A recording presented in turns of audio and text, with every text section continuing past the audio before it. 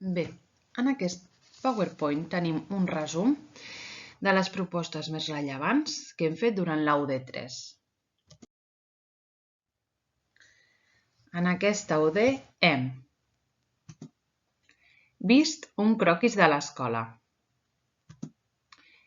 També hem jugat a buscar el tresor fent servir el croquis. Hem fet entrevistes al personal de l'escola per grups. A més, hem parlat de l'assetjament escolar.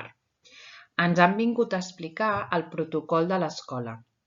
Hem parlat de les parts més importants d'aquest protocol i hem fet diverses dinàmiques.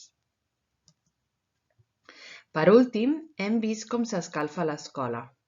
Ha vingut un representant de l'empresa de pallets i ens ha explicat el procés que es segueix, des que carreguen el camió amb els pallets fins que s'encén la calefacció a l'escola.